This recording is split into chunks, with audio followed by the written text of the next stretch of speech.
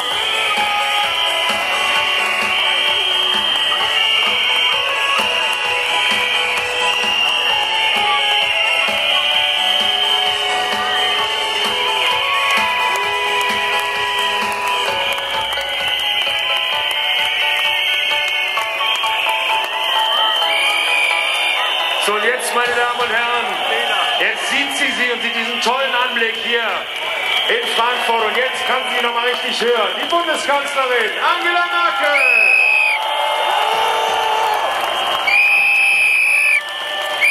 Und der Ministerpräsident von Hessen mit seiner Frau Volker und Ursula Bouffier.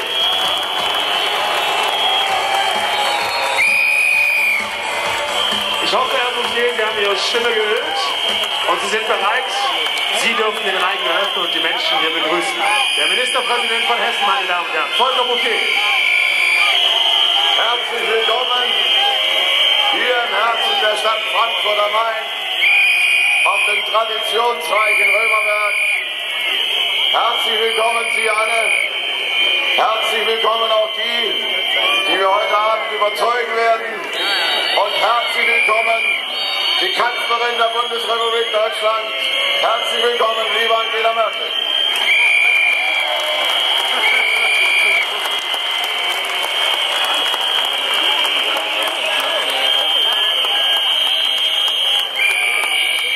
Liebe Freunde, meine Damen und Herren, 23 Tage haben wir noch. Dann entscheiden Sie hier in Frankfurt, in Hessen und in Deutschland, wie es weitergehen wird in Hessen und wie es weitergehen wird in Deutschland. Die Wahl ist noch lange nicht entschieden.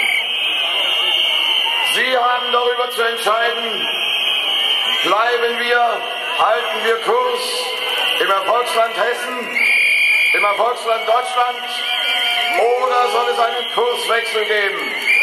Einen Kurswechsel ins politische Abseits, bei dem diejenigen die Verantwortung für dieses Land übernehmen wollen, von denen wir hier einige sehen, meine Damen und Herren. Wir kämpfen mit großer Entschlossenheit. Wir wollen gewinnen.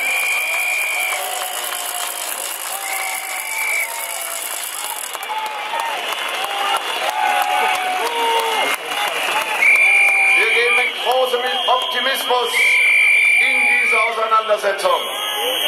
Wir können zeigen, dass unsere Politik erfolgreich war. 96% der Hessen leben gerne in diesem Land. Und sie sind der Überzeugung, dass wir auch in Zukunft ein Land sind, in dem man gut und gerne leben kann. Das gilt für die schon immer hier gelebt haben.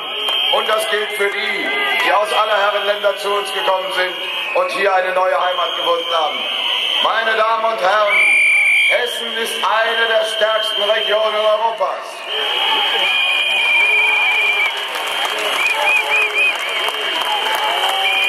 Diese Stadt ist ein Zentrum nicht nur Hessens, nicht nur Deutschlands, auch von Europa.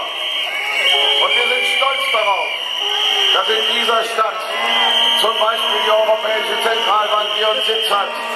Wir sind stolz darauf, dass wir in dieser Stadt Zukunft gestalten. Und meine Damen und Herren, wir sind stolz darauf, dass in diesem Lande so viele Menschen Arbeit haben, wie noch nie, seitdem das Land besteht, meine Damen und Herren.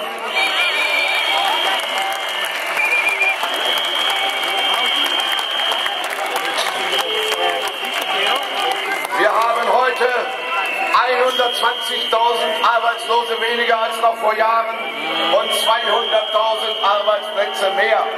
Das ist konkrete Politik für die Menschen. Das ist die Grundlage für die Existenz von vielen tausend Familien. Und das ist das Ergebnis unserer Politik.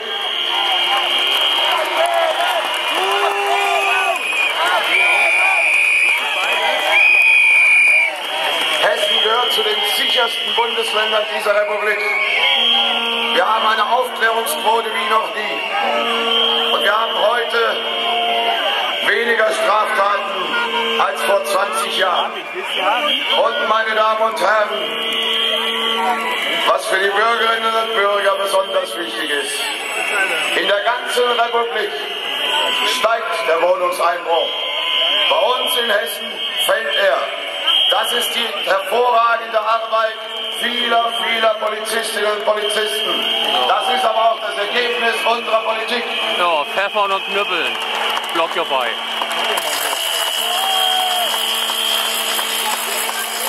Noch nie waren in Hessen so viele Polizistinnen und Polizisten im Dienst. Das ist eine bewusste Entscheidung. Wir haben uns angestrengt und wir haben das gemacht, was wir vorher versprochen haben. Und wir investieren in die Zukunft. Meine Damen und Herren, vor einer Woche begann die Schule. Da waren die Sommerferien zu Ende. Im ganzen Land war der Start völlig unproblematisch. Ganz ruhig. Kaum jemand hat es mitbekommen. Und das war gut so. Das ist das Ergebnis der tüchtigen Arbeit von 50.000 Lehrerinnen und Lehrern. Und meine Damen und Herren, und insbesondere mal an die, die vielleicht noch was dazulernen wollen. Als unsere Konkurrenz, die jetzt den Kurswechsel einleiten möchte, in dieser Stadt und in Hessen Verantwortung trugen, hatten wir 61.000 Schüler mehr. Und ihre Antwort war, keine zusätzlichen Lehrer, Lehrerstellen streichen. Wir haben heute 61.000 Schüler weniger, aber 7.000 Lehrer mehr. Meine Damen und Herren, das ist das konkrete Ergebnis unserer Arbeit. Und lernen tun sie trotzdem nicht Zeit. So muss Politik sein. So ist Schulfrieden. Und Politik muss vor allen Dingen eins tun. Wir haben es vorher versprochen und wir haben es nachher gehalten. So muss Politik sein und darauf sind wir stolz, meine Damen und Herren.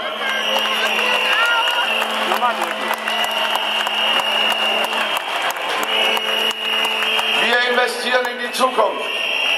Noch nie haben in Hessen so viele Menschen Abitur gemacht. Noch nie hatten wir so viele Studierende. Und noch nie gab es so viel Geld für Bildung, für Hochschule und für Forschung. Meine Damen und Herren, wenn Sie einen kleinen Moment Luft holen, dann können Sie ja wieder pfeifen.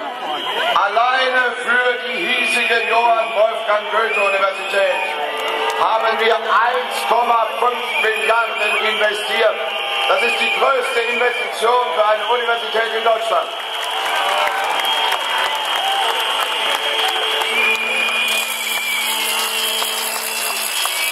Das tun wir, weil wir für unsere Zukunft gut ausgebildete junge Menschen brauchen.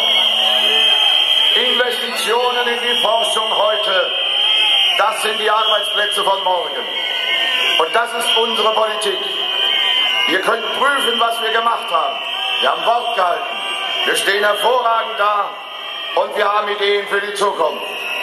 Und wir wollen, dass in Zukunft von dem, was die Menschen hier erarbeiten in Hessen, in Hessen auch mehr bleibt.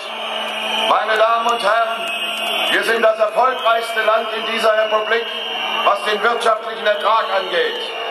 Aber wir geben mehr ab an alle anderen Länder, mit Ausnahme von Bayern und Baden-Württemberg, als wir selbst an Gewinn hinzuverdienen. Es kann nicht sein, dass 3 Länder bezahlen und 13 andere mit unserem Geld sich das leisten, was wir uns selbst nicht mehr leisten.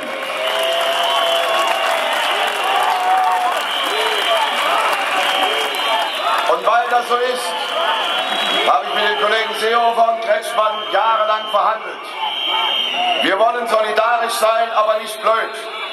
Wir werden einen Teil unseres Erfolges natürlich den anderen auch abgeben. Von der Seite ein Aber wir werden nicht zusehen, wie jedes Jahr Milliarden in eine andere Richtung geht, unter anderem auch nach Berlin. Wir mögen Berlin, aber meine Damen und Herren, die sind ja nicht einmal in der Lage, das Geld gescheit auszugeben. Und deshalb, das muss sich ändern. Deshalb klagen wir. Und das Schlimmste an dieser ganzen Sache ist, SPD und Grüne unterstützen uns nicht. Sie beschimpfen uns und sie wollen die Klage zurückziehen. Meine Damen und Herren, wenn Sie wollen, dass das so weitergeht, dass wir jedes Jahr Milliarden abgeben und mehr abgeben, als wir selbst hinzugewinnen, dann müssen Sie SPD und Grüne wählen. Wenn Sie wollen, dass sich das ändert, dann müssen wir CDU wählen.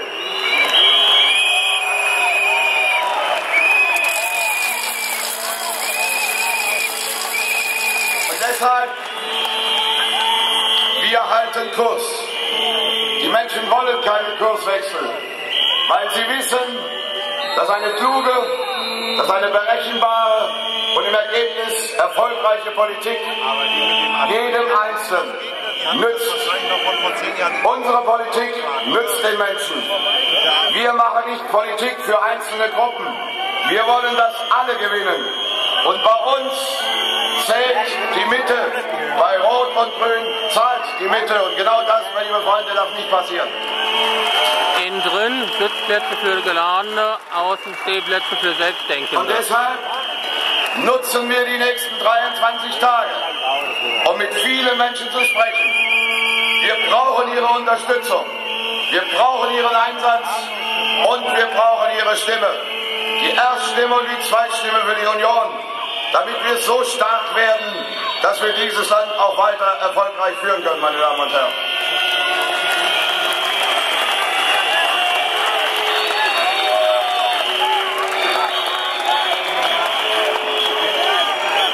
Und was für Hessen gilt, das gilt auch für Deutschland.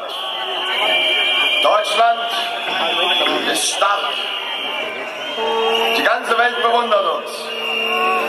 Deutschland ist aber nicht nur stark, Deutschland ist auch geachtet in der Welt. Das ist das Ergebnis von Millionen Menschen, die fleißig arbeiten, von tüchtigen Unternehmerinnen und Unternehmern und von Ihnen. Es ist aber auch das Ergebnis einer Politik, die in Deutschland seit Jahren von einer Persönlichkeit entscheidend geprägt und angeführt wird, auf die wir stolz sind. Meine Damen und Herren, wir kämpfen an diesem 22. September hier in Frankfurt, in Hessen und in Deutschland dafür, dass die Frau, der die Menschen Vertrauen entgegenbringt, die uns aus der Krise stärker herausgeführt hat, als wir hineingegangen sind, dass sie auch in Zukunft dieses Land politisch führt. Und diese Frau, das ist die Bundesvorsitzende der CDU Deutschlands, das ist die Bundeskanzlerin dieses Landes, das ist Angela Merkel. Und meine Damen und Herren, sie spricht jetzt zu Ihnen. Herzlich willkommen, liebe Angela Merkel.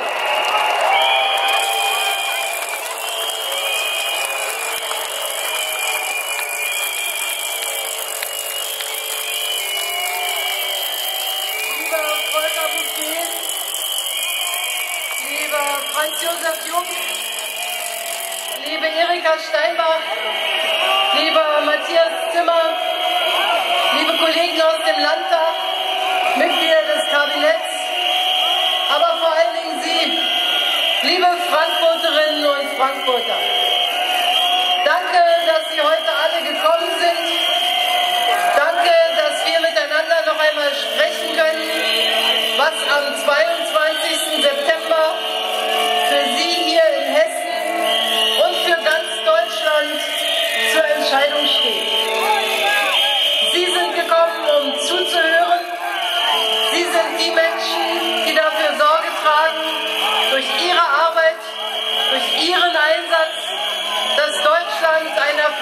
erfolgreiches Land ist. Und wir sind nicht nur ein erfolgreiches Land, sondern wir sind auch ein tolerantes Land. Und haben uns auch an Menschen gewöhnt, die einfach nicht zuhören wollen, obwohl es für unser Land noch besser wäre. Auch die würden noch was dazulernen, meine Damen und Herren.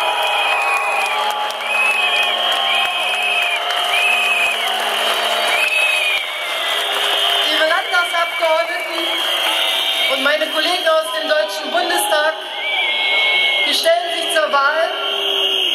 Und ich möchte natürlich auch gerne weitere 4 Jahre Ihre Bundeskanzlerin sein.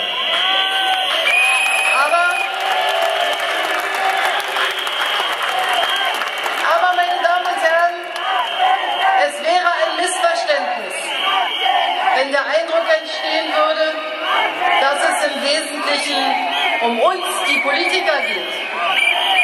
Es geht am 22. September vielmehr um Sie, die Bürgerinnen und Bürger. Sie werden alle 4 Jahre einmal gefragt, wie es mit Deutschland weitergehen soll. Und Sie werden alle 5 Jahre einmal gefragt, wie es im Land weitergehen soll. Und jeder von Ihnen hat ja eine ganz spezielle Lebenssituation. Er hat Pläne oder sie hat Pläne, Vorstellungen, Träume, Sorgen. Und Sie müssen jetzt für sich entscheiden, mit welcher Partei Sie glauben, dass Sie von dem, was Sie sich vorgenommen haben, noch am meisten verwirklichen können.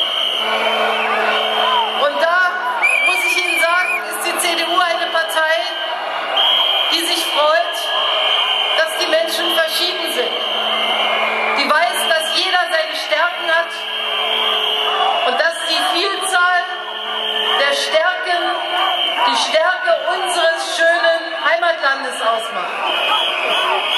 Und jeder ist in einer anderen Lebenssituation. Wir haben hier Ältere und Jüngere. Wir haben Menschen, die schon dauerhaft bei uns leben oder manche, die erst hinzugezogen sind aus anderen Ländern. Wir haben Menschen, die arbeiten sehr gerne mit anderen Menschen.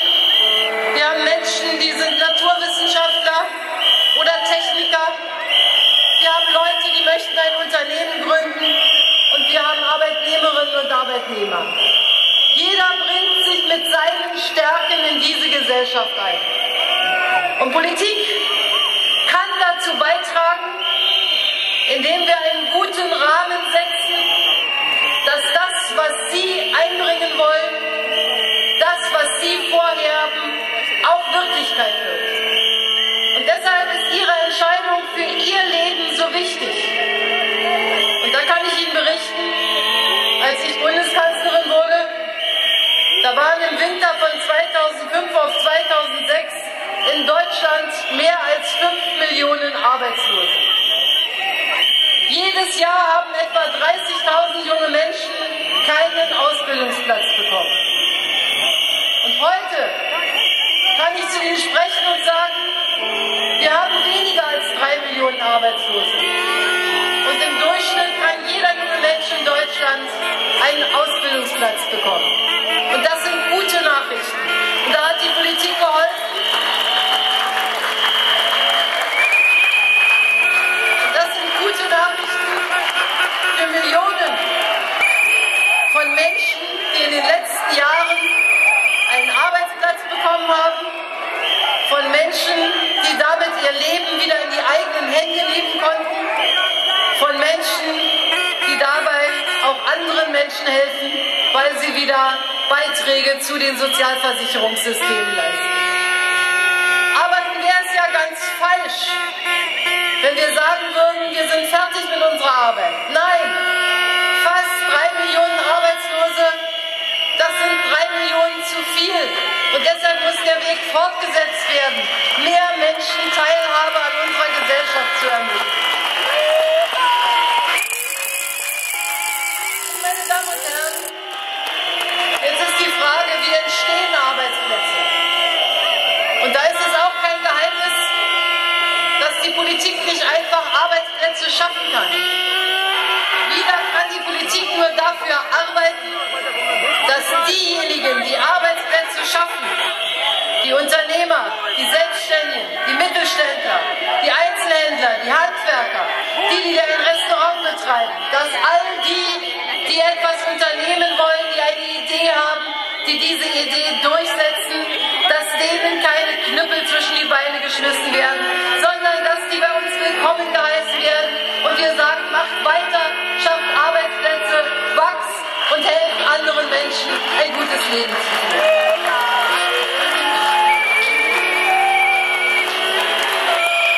Und das ist auch der Grund, warum wir von der Christlich-Demokratischen Union dagegen sind, jetzt die Steuern zu erhöhen. Unsere Steuereinnahmen in Deutschland sind im Augenblick so gut, wie sie es nie waren. Und wir müssen damit auskommen und ich sage auch, wir können damit auskommen. Und wenn wir die Steuern erhöhen für die Selbstständigen, für die ein Vermögen haben und das im Betrieb investieren, dann werden wir jetzt sehen, dass wir anschließend weniger Arbeitsplätze haben, anschließend weniger Steuerzahler haben und anschließend weniger Steuereinnahmen machen und genau das nicht machen können, was wir uns vorgenommen haben, meine Damen und Herren.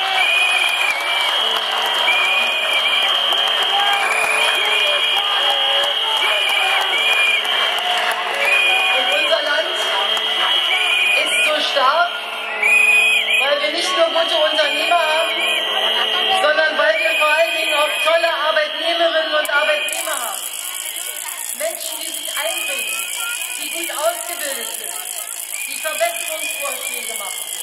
Die Facharbeiter, die Meister, die Ingenieure, all die machen unser Land genauso stark. Und sie sollen gut bezahlt werden, dafür setzen wir uns ein. Und da, wo das nicht der Fall ist, meine Damen und Herren, da muss die Politik ein Auge drauf werfen und sagen, wer 8 Stunden arbeitet, voll erwerbstätig ist, der muss von seiner Arbeit auch leben können. Das ist unser Grundsatz und den müssen wir verwirklichen.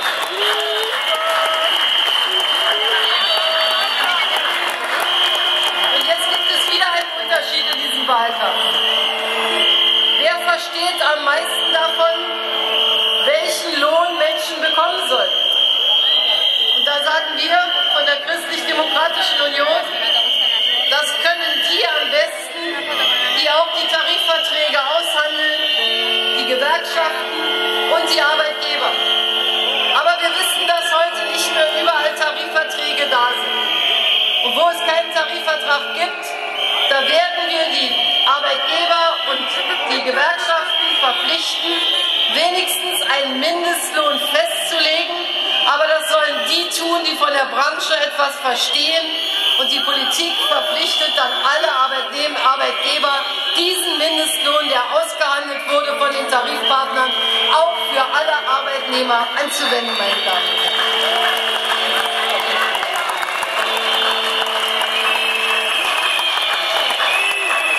Und das haben wir schon getan. Es gab bis jetzt nur CDU-Bundeskanzler, die in Deutschland Mindestlöhne eingeführt haben. Rot-Grün hat das in den 7 Jahren, als sie an der Macht waren, nicht getan. Helmut Kohl hat den Mindestlohn im Baugewerbe eingeführt. Und wir haben, seitdem ich Bundeskanzlerin bin, in weiteren Branchen den Mindestlohn eingeführt.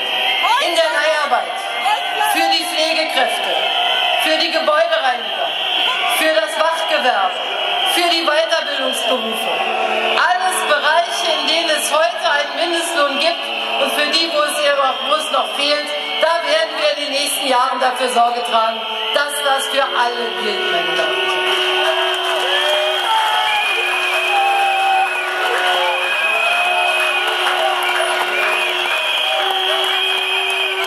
Nun werden vielleicht die Älteren auf dem Platz sagen, ist denn das auch wichtig für uns? Wir, die Rentnerinnen und Rentner, haben ja unser Arbeitsleben hinter uns.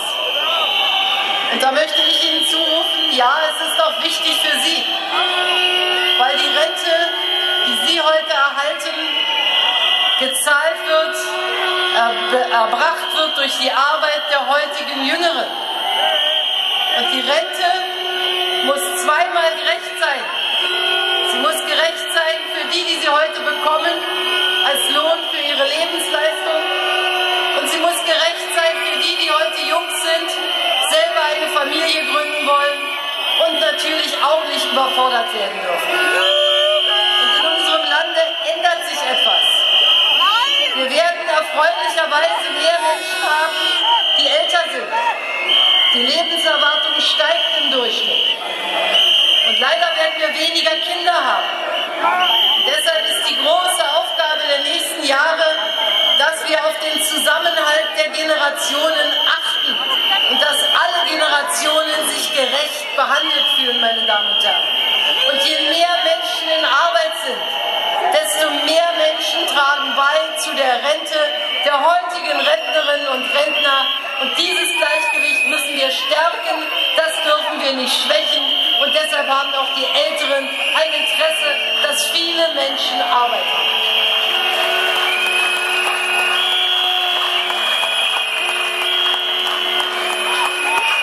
Und wir wissen, dass viele Bürgerinnen und Bürger viele Jahre für dieses Land gearbeitet haben und trotzdem im Alter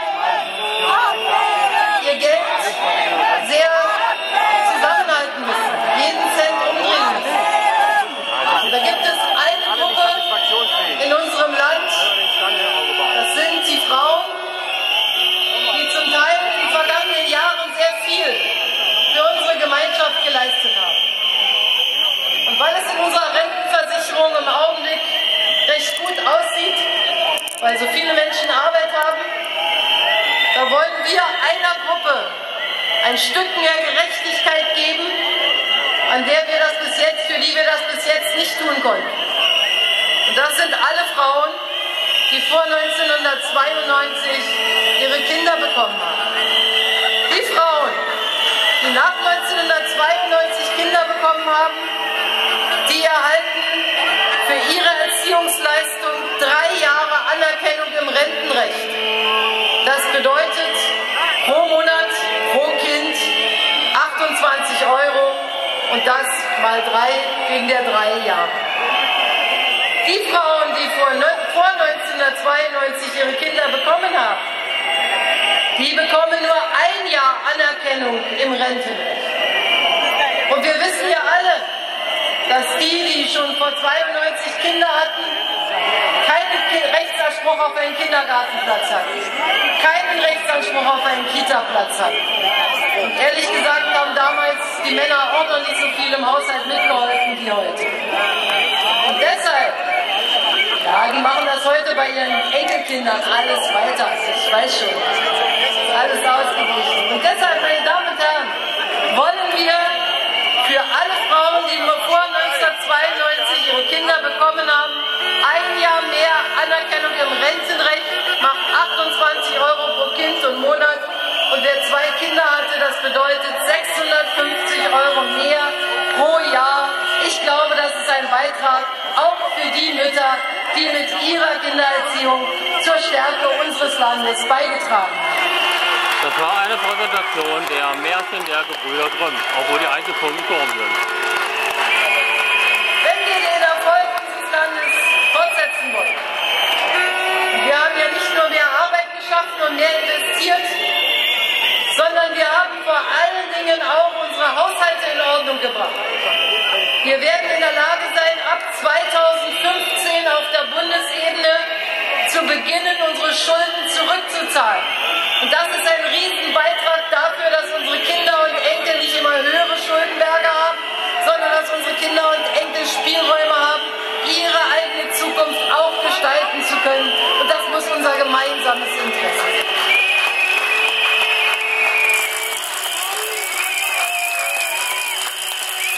Wir haben uns auf der Bundesebene angestrengt, das zu erreichen. Und ich unterstütze ausdrücklich Ihren Ministerpräsidenten, Volker Bouffier. Es kann nicht sein, dass die Länder, die erfolgreich wirtschaften, sich Dinge nicht leisten können, die andere Länder sich leisten, die dann aus Hessen, aus Bayern und Hamburg noch Zahlungen dazu bekommen. Wer nicht bestimmte Leistungen selbst erbringt, kann sich nicht mehr leisten als die, die besonders gut wirtschaften. Das muss klargestellt werden. Und deshalb unterstütze ich Hessen an dieser Stelle mit der Klage im Länderfinanzausgleich.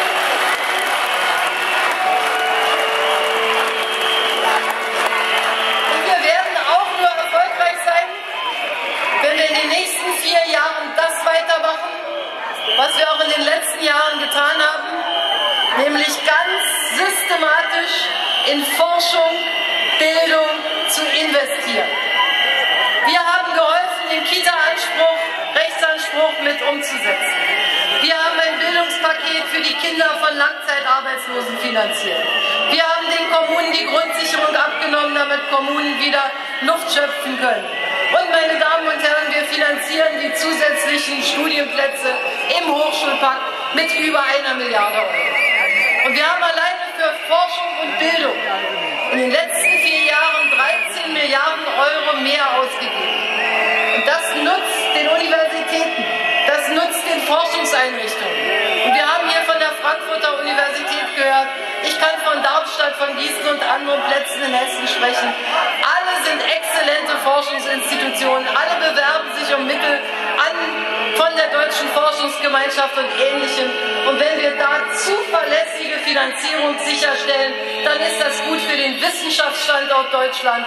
Wir müssen die Besten sein, meine Damen und Herren. Wir müssen gute Produkte herstellen. Sonst können wir international nicht erfolgreich sein und sonst können wir unseren Wohlstand nicht halten.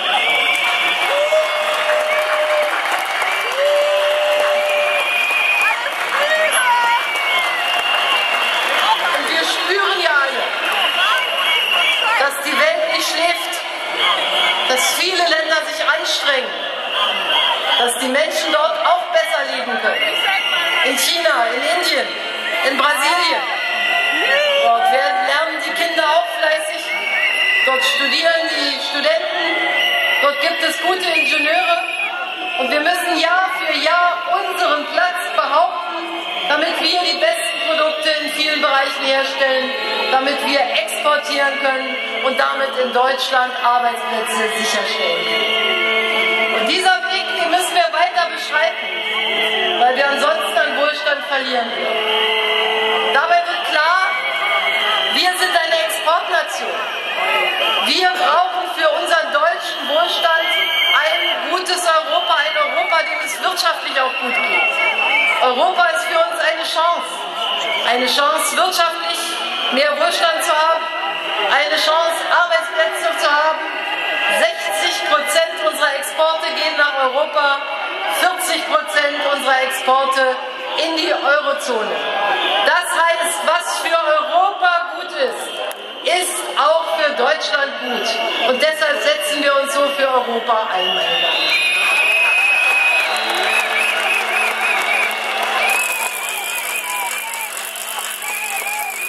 Und noch ein weiteres.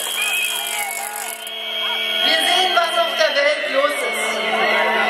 Und wenn wir uns Europa anschauen, dann streiten wir uns über viele Sachen. Über Haushalte, Richtlinien, unentwegt gibt es Diskussionen und Streit. Aber meine Damen und Herren, es gibt viele Dinge, über die streiten wir uns in Europa überhaupt nicht. Wir streiten uns nicht, dass 500 Millionen Menschen Demokratie haben. Wir streiten uns nicht, dass 500 Millionen Menschen Meinungsfreiheit haben.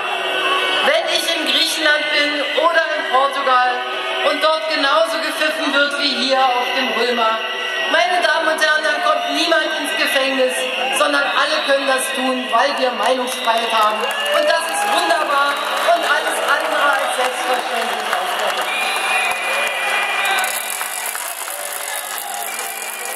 Und wir haben Pressefreiheit in ganz Europa und wir haben Religionsfreiheit in ganz Europa.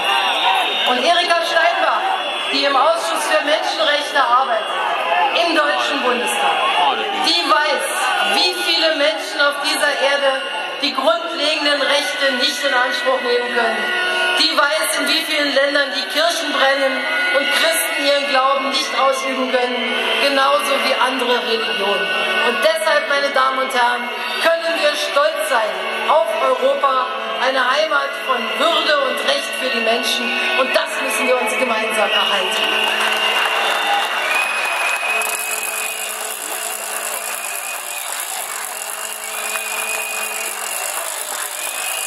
Und deshalb haben wir uns in den letzten Jahren in der Bundesregierung, ich auch ganz persönlich, aber auch die Bundestagsabgeordneten, sehr viele Entscheidungen über Europa nicht leicht gemacht. Aber zum Schluss haben wir immer wieder gesehen, was Europa hilft, hilft auch Deutschland. Aber wir haben unsere Hilfe denen, die in Schwierigkeiten geraten sind, nur dann gegeben, wenn gleichzeitig die Hilfe bekommen, auch bereit sind, ihre Verpflichtungen, ihre Schwächen zu überwinden, ihre Verpflichtungen einzuhalten. Leistung und Gegenleistung, das sind zwei Seiten ein und derselben Medaille. Und dieser Kurs muss auch nach dem 22. September fortgesetzt werden, meine Damen und Herren.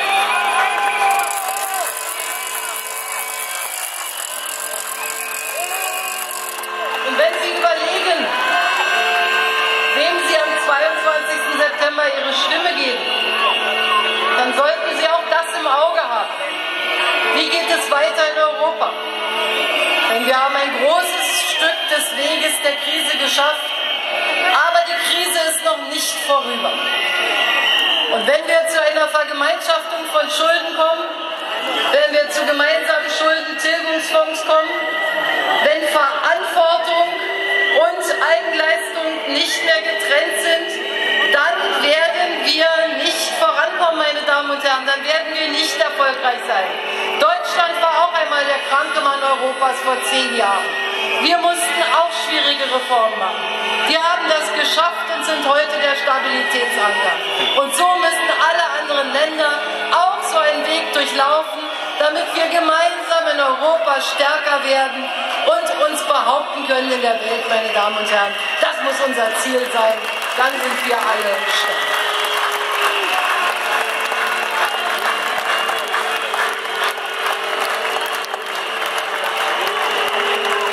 Meine Damen und Herren, das sind einige der Themen, mit denen wir Ihnen ein Angebot machen.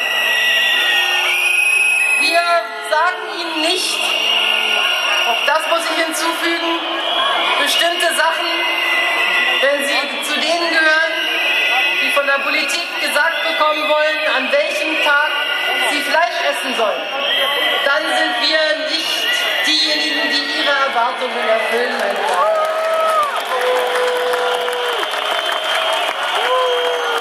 Mein Vater war Pfarrer, ich bin in einem christlichen Elternhaus aufgewachsen. Bei uns gab es freitags nie Fleisch. Aber dafür braucht man keine Politik. Das kann jeder für sich entscheiden. Ich freue mich, wenn in allen Restaurants vegetarische Gerichte angeboten werden und die Menschen die Wahl haben. Wir wissen, was wir können in der Politik und wir wissen auch, was wir nicht können. Wir können Sie nicht verpflichten, einen bestimmten Beruf zu ergreifen und das wollen wir auch nicht. Wir haben nicht die Macht, Sie zu verpflichten, eine Familie zu gründen und das wollen wir auch nicht. Wir glauben, dass Familien wissen, wie sie leben wollen und wir wollen dazu beitragen, dass Familien so leben können, wie sie es für sich wünschen, meine Damen und Herren. Das ist unser Ansatz. Wir können nicht erzwingen, dass Menschen sich für ein Ehrenamt entscheiden, sondern wir können nur die ehrenamtlich tätig sind, belohnen für das, was sie tun und ihnen gute Bedingungen geben. Und auf diesem Weg, wenn wir den gemeinsam gehen, dass Menschen sich einbringen möchten in unsere Gesellschaft und dass Politik dafür die richtigen Rahmenbedingungen schafft, auf diesem Weg können wir gemeinsam weiter erfolgreich sein. Und deshalb heißt unser Motto für diesen Wahlkampf: gemeinsam erfolgreich sein. Es kommt auf Sie an und es kommt auf die Politik an. Und wenn beides zusammenpasst, dann werden wir erfolgreiche Jahre erleben.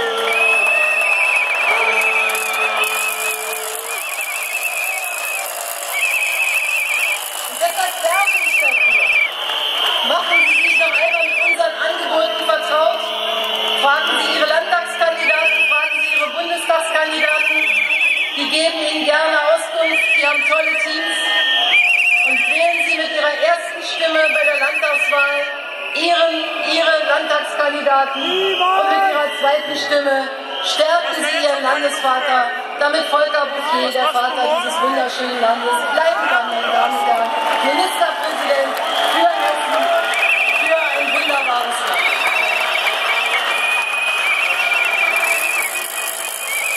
Und je nach Wahlkreis hier in Frankfurt unterstützen Sie Erika Steinbach und Matthias Zimmer mit ihrer ersten Stimme.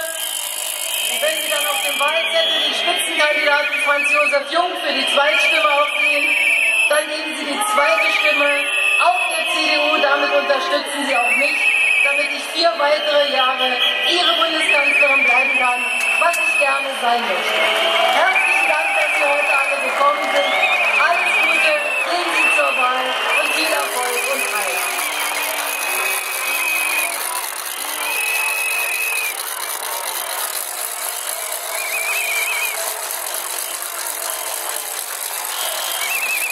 Drin das Bestellte und außen das Denkende-Jubelvolk. Meine Damen und Herren, hier auf dem Römer, das war sie, für Sie in Frankfurt, die Bundeskanzlerin der Bundesrepublik Deutschland, Angela Merkel.